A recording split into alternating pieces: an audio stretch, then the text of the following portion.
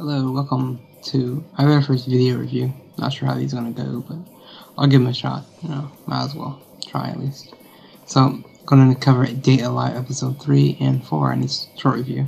And episode 3 kind of is like basically a date with TOHKA and Shido. They go on their first date, like they wanted to last time.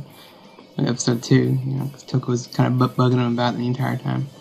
So, they go out on a date and it's kind of fun watching them.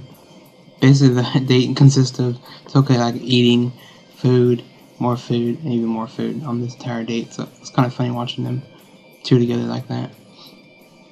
And while this is going on, Kotori, her little group is like keeping an eye on everyone, like making sure they don't disturb TOHKA, make her power go nuts, like it's also to worry about another space quake happening. And while they're doing that, Toby's also following them around too. She's keeping an eye on them as well, and she's kind of confused at some of the stuff they do. Cause I guess she's never been on a date either, so she's kind of watching them, keeping an eye on them, just like everyone else. And as the date goes along, they do the typical thing. They kind of go out and they have food together. Like I said, they ate a lot of food. I spent some time at an arcade where Shido was trying to catch this big loaf of bread for TOHKA. It was kind of funny watching her reaction to that. Seeing something new for the first time was kind of funny. And then while they do that, the date kind of progresses on.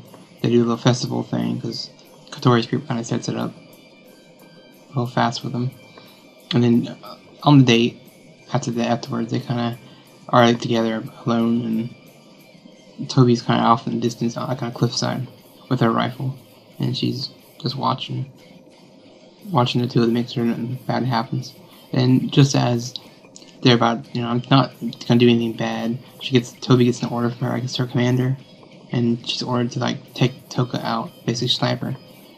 And yeah, she's kind of struggling with this because she knows Shido's nearby, and she's kind of like, I'm not sure I want to pull the trigger, but she does it anyway. And of course, it misses TOHKA and hits Shido, and shoots him in the stomach. And leaves a pretty big hole. I was surprised. I did not expect that to happen. And he falls to the ground, kind of bleeding. And this kind of triggers TOHKA to get really pissed off. She summons this massive sword and just levels a cliff in one swing. It was pretty impressive seeing that. And she does chase Toby down, and Toby's got this little shield, so she's blocking most of the blow.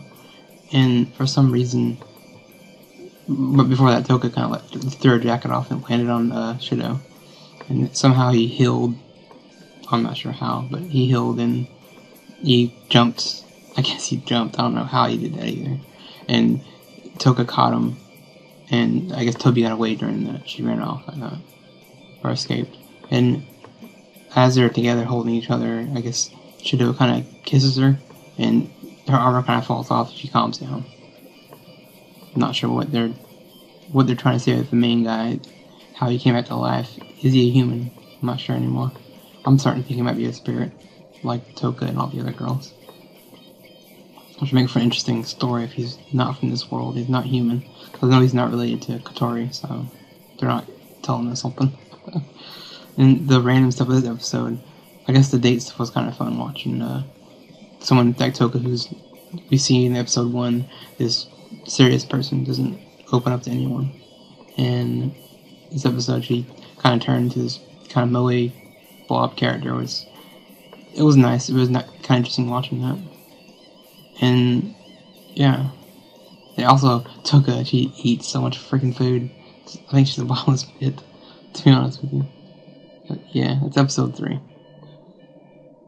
Episode 4, on the other hand, is kind of different. We focus on a new girl for once, and it opens up with kind of Shido kind of running to school, and he sees it's raining.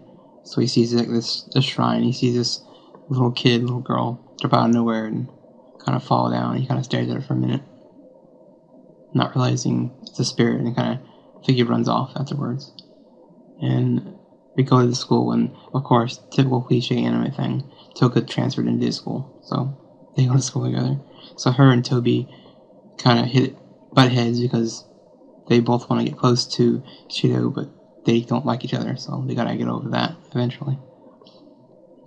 And we find out that the kiss they had in episode 3 sealed TOHKA's power, so she can't transform anymore right now. Which I guess almost sounds like Samurai Brides, Samurai Girls to me. They did a similar thing in that, but she's trying to adapt. I guess TOHKA's adapting to life in school and normal life, because she moves in with Shido and Katori. And during this whole bit, it's Katori pushing her brother into all these sexual situations. Basically, like, she's in the shower, and she mentions, like, oh, you should go take a bath, and he walks in on TOHKA.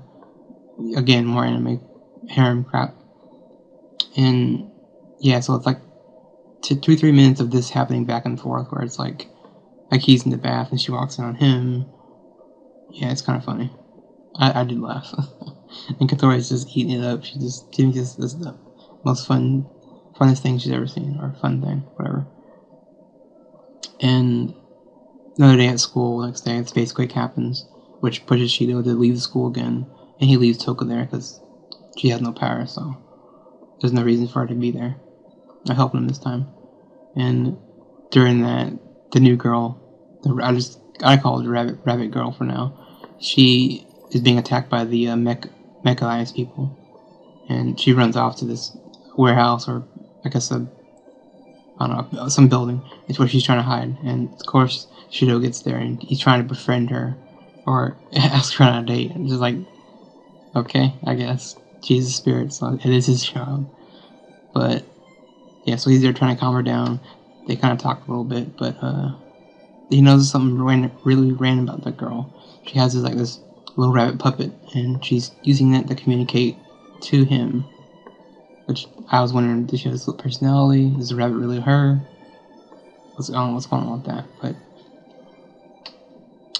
yeah. And during that, something happens where he's kind of like goofing around with her, playing around, and she falls on top of him, kisses him, and TOHKA, I don't know how, I guess she has some power, but she arrives, and yeah, she arrived and gets all mad and jealous because she sees this and thinks oh, you're leaving me for her, and the rabbit even gets on it saying that, oh, he likes me better than you, and it was just ridiculous.